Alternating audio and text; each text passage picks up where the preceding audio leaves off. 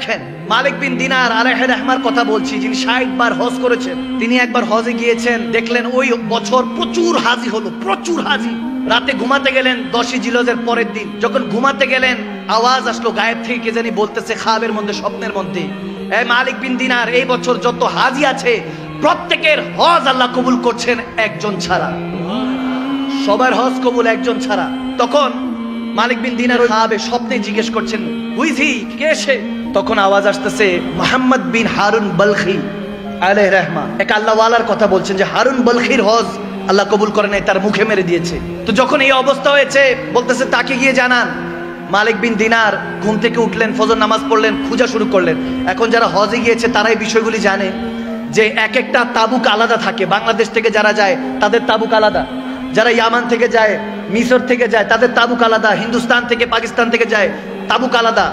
এক একটা দেশের এক একটা আলাদা আলাদা গোত্র আছে।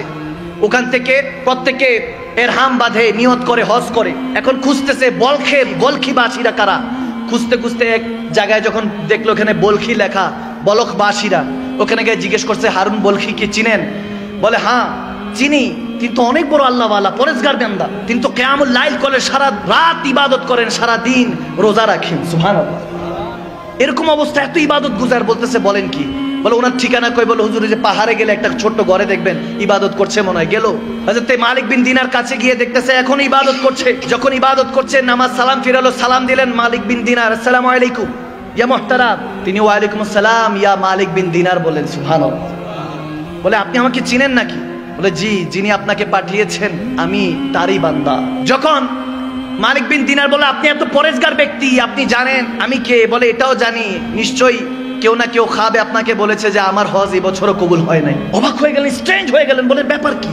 আপনি খবর জানেন? বলে হ্যাঁ। দেখতেছে ওনার একটা হাত কাটা, হারুন বলখি তেনার ডান হাত কাটা। বলতেছে ঘটনা কি আমাকে বলেন। হারুন বলখি বলতেছে হুজুর বলতে পারবো না, বললে আপনি আমাকে হয়তো মারবেন, আমার গায়ে হাত তুলবেন। বলে না, যে এত বড় পরেজগার, যাকে সবাই ভালো বলছে, যিনি আমার খবরও জানে, তার হজ আল্লাহ কবুল করে নাই, ঘটনা কি জানতে চাই। বলে হুজুর শুনেন তাহলে, এটা আমার 25তম হজ, আমি 24 বছর ধরে হজ করছি। কেউ না কেউ আল্লাহ ওয়ালা এসে আমাকে বলে দিয়ে যাচ্ছে তোমার হজ আল্লাহ কবুল করে নাই। হারুন বলখি তোমার হজ তোমার মুখে মেরে দেওয়া হয়েছে, নাউজুবিল্লাহ, আল্লাহ কবুলই করে নাই। তিনি কান্না করে উঠলেন, হাউমাউ করে উঠলেন। বলে হুজুর 25 বছর আগে আমি শরাবী ছিলাম, শরাব পান করতাম, মদ পান করতাম, বেহুশ হয়ে থাকতাম, খুদের মধ্যে থাকতাম না, বেখুদ হয়ে যেতাম। হুজুর আমার হুশ থাকতো না। রমজানের ওয়াক্ত ছিল, সবাই ইফতারের জন্য তৈরি করছে, নিজেদেরকে প্রস্তুত করছে। আমি মদ পান করে যখন ঘরে প্রবেশ করলাম, ক্ষুধা পেয়েছে, খাবারের জন্য যখন হাত বাড়াচ্ছি, মাকে বললাম রুটি দাও, গোশত দাও। মা বলল শরম করো, হায়া করো, লজ্জা করো, সবাই রোজাদার, তুমি কেমনি ভাবে বেরোজদার মদ পান করে এসে তামাশা করছো, হায়া করো, লজ্জা করো। যখন বলছে, দেখেন অনেকে, আমি এই জায়গায় একটা কথা বলি, কোন মা বাবা যদি তার সন্তানের সাথে কথা বলতে কার্পণ্য বোধ করে, চিন্তা করে যে আমার সন্তান এই কথাটা বললে হয়তো রাগ করতে পারে, আমি মনে করি সেই রকম সন্তানের মতো বদনসিব সন্তান আর জমিনে নেই। আওয়াজ দেয় না, ঠিক না? যে মা বাবা আপনাকে জন্ম দিল, সেই মা বাবা যদি চিন্তা করে যে আমার ছেলে আমার মেয়ে মনে হয় রাগ করবে এই কথা বললে, তার মতো বদনসিব আর নেই। মা বাবা আপনাকে হায়া করছে, আপনাকে ভয় করছে, নাউজুবিল্লাহ, তার মানে আপনার জান্নাত এখন আর সেই আল্লাহর কাছে চৌখাটে, আপনার ঘরে আর জান্নাতটা নাই, ঠিক না ভাইয়ের আমার, বাবার আমার। মা যখন বলো হায়া করো, লজ্জা করো, সে হারুন বলখি বলে হুজুর আমি এটা শুনে রাগ মাথা উঠলো, আমি একটা থাপ্পড় দিলাম আমার মাকে, নাউজুবিল্লাহ, থাপ্পড় দিলাম। আমার মাটা তরপাইতে তরপাইতে উনুন, ওইখানে আগুন ছিল, চুলার মধ্যে পড়ে গেল। আমাকে কয়েকজন ধরাধরি করে, যেহেতু নেশায় ধুচ্ছিলাম, খবর নাই, বেহুশ, ঘরের মধ্যে আমাকে বন্দি করলো। পরের দিন ঘুম ভাঙলো, দেখি আমার স্ত্রী ওয়াইফ ব্যাগ গুছাচ্ছে। বললাম কি ব্যাপার, কোথায় যাচ্ছ? বলে যে মায়ের সন্তান হতে পারে না, সে বউর স্বামী কিভাবে হবে? আমি তোমার সংসার করব না। বলে আমার মা কই? বলে তোমার মা রাতের বেলায় জানাজা হয়ে গিয়েছে। চিৎকার দিল সন্তান। বলে কি বলো? আমার মা জানাজা হয়েছে, আমাকে জানো নাই? বলে তুমি তো নেশায় ধুচ্ছিলা, তোমার মা তোমার থাপ্পড় পেয়ে নাউজুবিল্লাহ ওই উনুনের মধ্যে, আগুনের মধ্যে পড়ে ওখানে ইন্তেকাল হয়েছে। যেতে যেতে বলেছে আমার সন্তান যাতে আমার মুখ না দেখে। বদকিসমত ওই সন্তান। হারুন বলখি বলতেছে হুজুর এই কথা শোনার সাথে আমি একটা দা উঠালাম, ছুরি উঠালাম, হাতটার মধ্যে ডান হাতে কোপ দিয়ে হাতটাই ফেলে দিলাম। যেই হাত আমার মায়ের গায়ে উঠে, বাবার গায়ে উঠে, ওই হাতের দরকার নেই। এরপর সমস্ত সয় সম্পত্তি আমি দান খয়রাত করে দিলাম গরিব মাসাকিনদের মধ্যে। আজকে 25 বছর ধরে হজ করছি হুজুর, কেউ না কেউ আল্লাহ ওয়ালা এসে বলে যে আমার হজ কবুল হয় না, আল্লাহ মুখে মেরে দিয়েছে হজ। তখন মালিক বিন দিনার রেগে গেলেন, বলে আরে মার উপরে যে অত্যাচার করে সে কিভাবে মানুষ হতে পারে। মালিক বিন দিনার তার গায়ে একটা থাপ্পড় মারলেন, তার গালের মধ্যে থাপ্পড় মারলেন। তখন হারুন বলকি বলে হুজুর এটারই লায়েক আমি অনেক বড় গুনাহগার, মার সাথে জুলুম করেছি, বাবার সাথে জুলুম করেছি, থাকতে বুঝি নাই, এখন চলে গিয়েছে, এখন হাউ মাউ করে কাঁদিয়েছি। মাগো একটাবার বলতে চাই তোমার রান্না খুব ভালো লাগতো, বাবা গো একবার বলতে চাই তুমি আমার জন্য যে পরিশ্রম করো কখনো বুঝতে দাও না তোমার মনের কষ্টগুলি।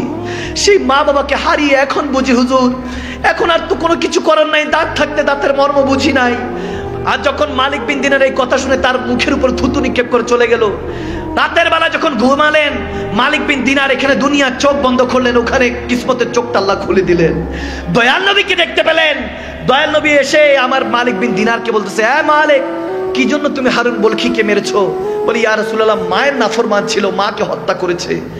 বলে আমার নবী তখন মুচকি হেসে দিয়ে বলে সেই মায়ের উসিলাই সে জান্নাতি হবে, তাকে জানিয়ে দাও। তখন মালিক বিন দিনার বলে এটা কিভাবে সম্ভব ইয়া রাসূলুল্লাহ? বলে হাসরের ময়দানে যখন সে হারুন বলকিকে টেনে হেসে ওই ফেরেশতারা নিয়ে যাবে, মাকে উঠাবে, আল্লাহ বলবে এই মা তুমি বলো তোমার কি হিসাব নিকাশ। আল্লাহর কাছে সেদিন ওই মা চিৎকার দিয়ে বলবে আল্লাহ ওগো পারওয়ারদিগারে আলম ইয়া রাব্বাল আলামিন, আমার সন্তান আমাকে হত্যা করেছে, আগুনে নিক্ষেপ করেছে, হত্যা করেছে, তাকে কত কষ্ট করে 9 মাস 10 দিন 10 মাস 10 দিন পেটে রেখেছি, আমাকে সে কষ্ট দিয়ে হত্যা করেছে, আমি বিচার চাই। আল্লাহ বলবে এই বদবখতকে উঠা, ফি নারে জাহান্নামা খালিদিনা, চিরস্থায়ী জাহান্নামে নিক্ষেপ কর। ফেরেশতারা টেনে হেসে যখন নিয়ে যাবে তখন সে বারবার চোখের পানি ছেড়ে বারবার তাকাবে মার দিকে, একবার মার দিকে তাকাবে, একবার রাসূলুল্লাহর দিকে তাকাবে। তখন মালিক বিন দিনারকে আমার নবী বলতেছেন যে ওই সময় সে তার মাকে চিৎকার দিয়ে একবার তাকাবে, দুইবার তাকাবে, তৃতীয়বার চিৎকার দিয়ে বলবে মা গো ক্ষমা করে দাও আমাকে, আমাকে ফেরেশতারা জাহান্নামে নিক্ষেপ করছে, মা তুমি কোথায়? আজকে আমাকে জাহান্নামে নিক্ষেপ করছে। তখন মা চিৎকার দিয়ে আল্লাহর দরবারে হাত তুলে বলবেন ওগো আল্লাহ আমি ক্ষমা করে দিয়েছি, তুমিও ক্ষমা করে দাও। ওগো নবী আপনি শাফাআত করুন। আমার নবী বলে আমি সেই মার আর্তনাদ চিৎকার শুনে বলবো ভয় পাইস না, টেনশন নিস না, যেখানে মা সুপারিশ করেছে রব্বে কারীম ক্ষমা করে দিয়েছে, ওয়ারযুকনা শাফাআতাহু ইয়াউমাল কিয়ামা।